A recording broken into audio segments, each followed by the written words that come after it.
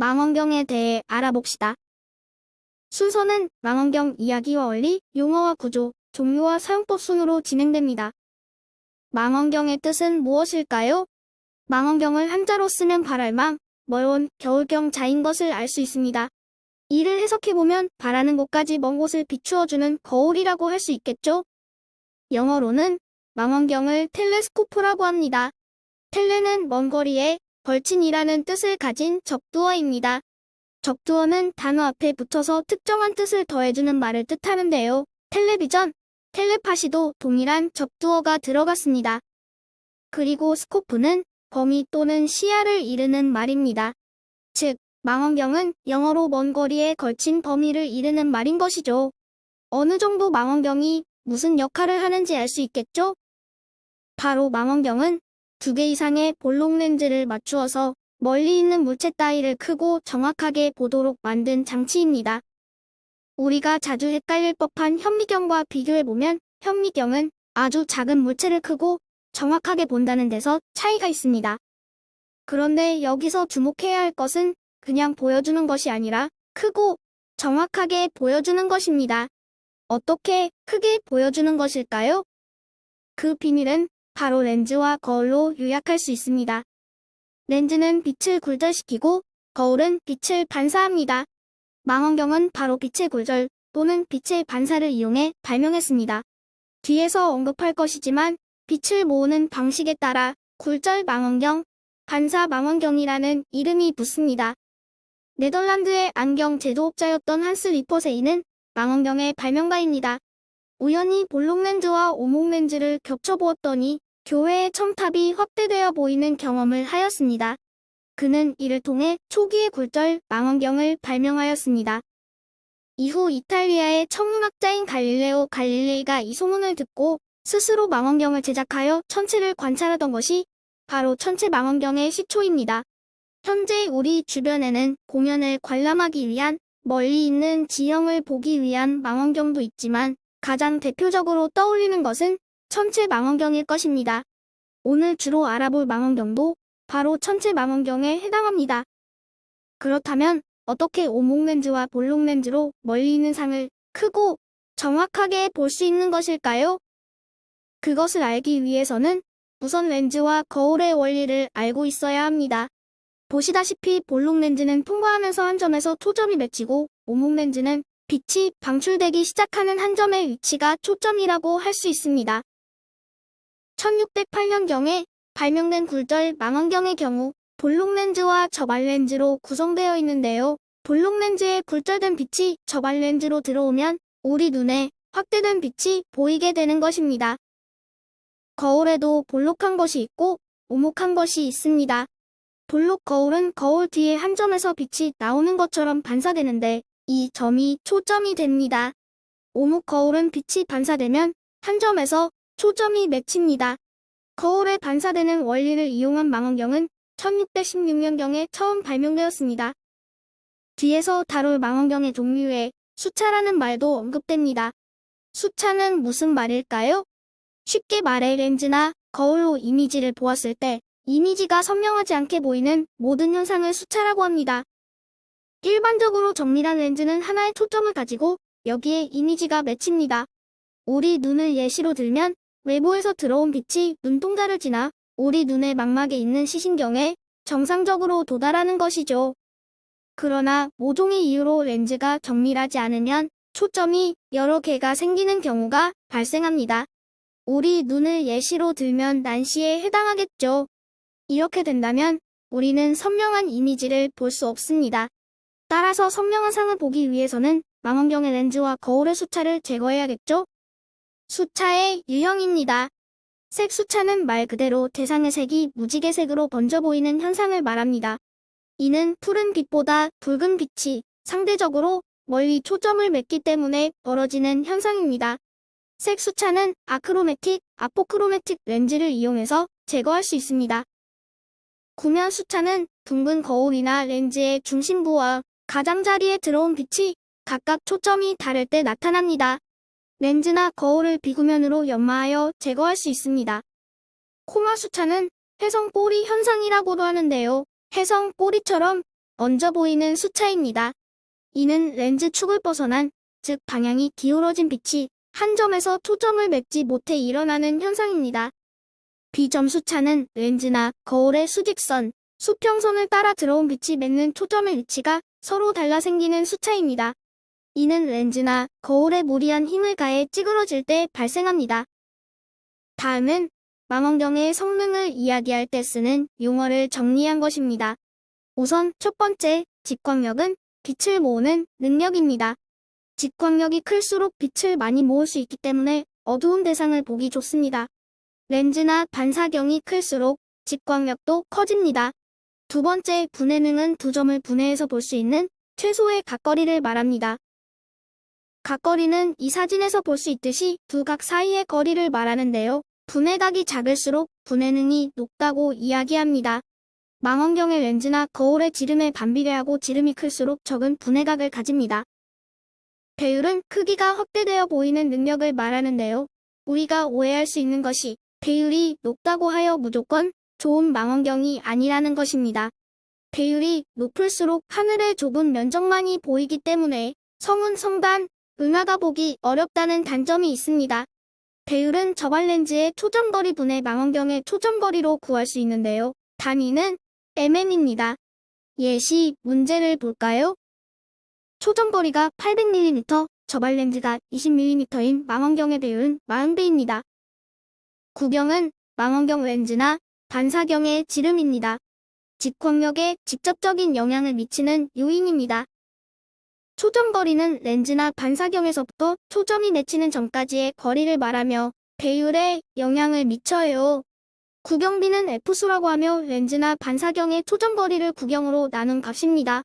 구경이 100mm이고 초점거리 800mm의 망원경이 있다면 구경비는 F8이라 할 수 있습니다. 다음으로는 망원경 구조에 대해 알아보도록 하겠습니다. 곤충을 머리, 가슴, 배로 나누듯이 망원경도 그 구조를 파악할 때 경통, 가대, 삼각대 부분으로 파악하는 것이 편리합니다. 망원경을 설치할 때 가장 먼저 조립하게 되는 삼각대부터 살펴보도록 하겠습니다. 삼각대는 전체 망원경을 지탱해주는 다리이며 각각 다리마다 높낮이 조절이 가능합니다. 그 위에 삼각판을 얹어야 하는데 이는 부품 수납대의 역할도 하기 때문에 천체 관측 도중 사용하는 장비를 이 판 위에 올려놓기도 합니다. 그 다음 설치하게 되는 것이 가대입니다. 가대 격리대식과 적도의식이 있는데 자세한 것은 뒤에서 다루겠습니다. 지금 설명하는 것은 적도의식입니다. 적도의식 가대는 여러 개의 나사로 이루어져 복잡해 보이는데 사실 조립은 어렵지 않습니다. 우선 무게 균형을 맞추는 무게 균형추가 있고 추의 낙하를 막기 위한 나사가 있습니다. 그 반대편에는 극축 망원경이 있어 망원경의 극축을 찾기 좋게 합니다. 극축 수직 조정 나사는 극축 망원경의 각도를 조절하는 나사입니다.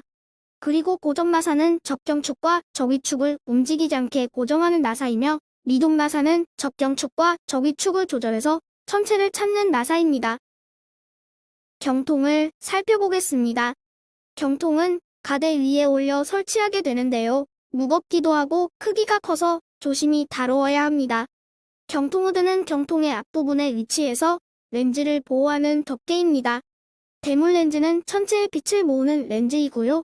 경통 밴드는 경통을 고정시킵니다. 보조 망원경 또는 파인더라고 불리는 조그마한 망원경은 경통의 윗부분에 설치되어 먼저 물체를 찾는 데 사용됩니다. 그 다음으로 저발 렌즈부에 있는 초점 조절, 나사는 저발 렌즈가 달린 부분을 움직여 상에 초점을 맞추는 데 사용됩니다. 하지만 저발 렌즈로 천체를 보기의 자세가 상당히 불편할 텐데요. 이것을 보완하기 위해 직각 프리즘을 설치하기도 합니다. 천정 프리즘이라고 불리는 직각 프리즘은 내부에 평면 거울이 있어 빛을 반사시키고 관측을 편리하게 합니다. 지금부터는 망원경의 종류에 대해 살펴보겠습니다. 망원경은 직광 방식, 즉 빛을 모으는 방식에 따라 굴절 망원경, 반사 망원경 또는 이 둘을 상호 보완한 반사 굴절 망원경으로 나눌 수 있습니다. 또한 가대에 따라 적도의식 가대를 가진 또는 격리대식 가대를 가진 망원경으로 나눌 수 있습니다. 적도의식 가대는 지구의 자전축과 적도위의 회전축을 일치시키고 축을 따라 회전하면서 별을 추적할 수 있는 가대입니다. 경위대식 가대는 경통을 방위각과 고도각 방향으로 움직이도록 제작된 가대입니다. 직광 방식에 따라 망원경을 다음과 같이 분류할 수 있습니다. 굴절 망원경과 반사 망원경은 서로의 장점과 단점이 대조된다는 것을 알 수 있습니다. 반사 망원경의 단점을 보정하기 위해 적당한 렌즈를 설치한 것이 바로 반사 굴절 망원경이라고 할 수 있습니다. 갈릴레이식 굴절 망원경입니다. 대물 렌즈가 볼록 렌즈, 저발 렌즈가 오목 렌즈인 망원경을 칭하는 말입니다. 장점은 상위 정립으로, 즉 똑바로 보인다는 점입니다. 단점은 시야가 좁으며 색수차가 발생합니다. 주된 용도는 오페라 관람용 망원경, 측지용 등으로 사용됩니다. 그러나 전문용으로는 잘 이용되지 않습니다. 케플러식 굴절 망원경입니다. 앞서 설명한 갈릴레이식과 달리 저발 렌즈가 볼록 렌즈인 망원경입니다. 장점으로는 시야가 넓은 장점이 있으나 단점으로 상이 거꾸로 보이며 색수차가 발생합니다. 천문 관측 및 지상 관측에 사용합니다. 뉴턴식 반사 망원경은 포문면에 오목 거울을 주경으로 하고 주경 초점 바로 앞에 반사 거울을 설치한 망원경입니다. 장점은 제작이 간단해서 가격이 저렴, 초점 거리를 비교적 짧게 만들 수 있어 사진 촬영에 유리하다는 점입니다. 단점으로는 코마 수차가 나타난다는 점입니다. 교육용, 아마추어용 등으로 사용됩니다. 카세그레인식 망원경은 주경은 뉴턴식과 같이 포물면이나 중심이 뚫려 있고 주경의 초점 위치에 쌍문면에 부경을 두어 주경에서 반사된 빛이 부경에서 다시 반사된 후 주경의 중심에 난 구멍을 통과해 초점을 맺도록 설계된 망원경입니다. 뉴턴식에 비해 경통의 길이가 짧고 무게 균형을 맞추기가 용이하나 단점으로는 코마 수차가 나타납니다. 관전 측광, 분광 측광에 사용합니다. 슈미트 카메라 망원경은 주경을 구면으로 하고 모든 입사각에 대한 구면을 유지시키기 위해 초점의 위치에 적당한 크기의 보정판을 설치한 망원경입니다.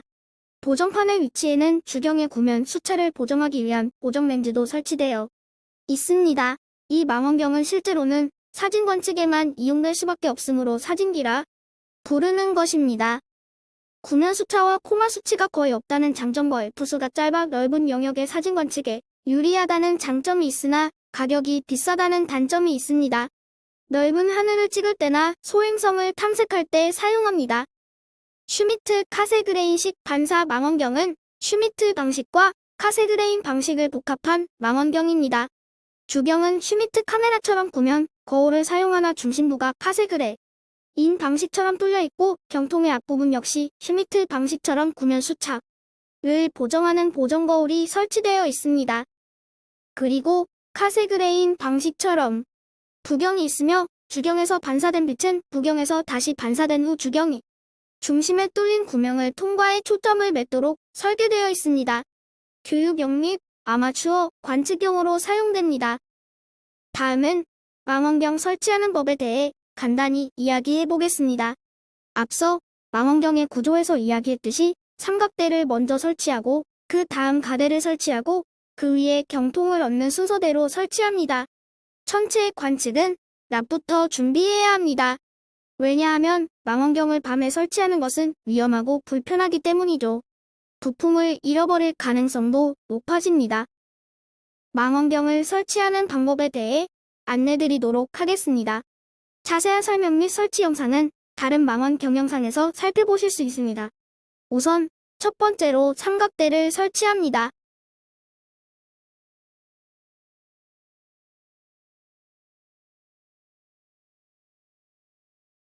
둘째, 가대 설치하기.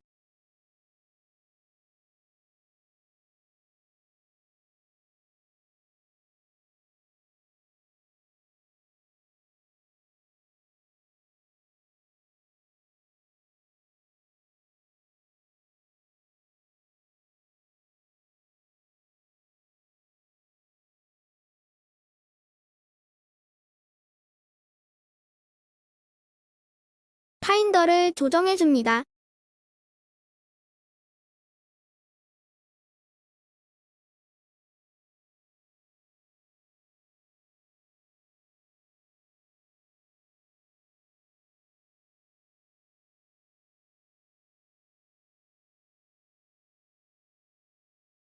극축을 조정합니다.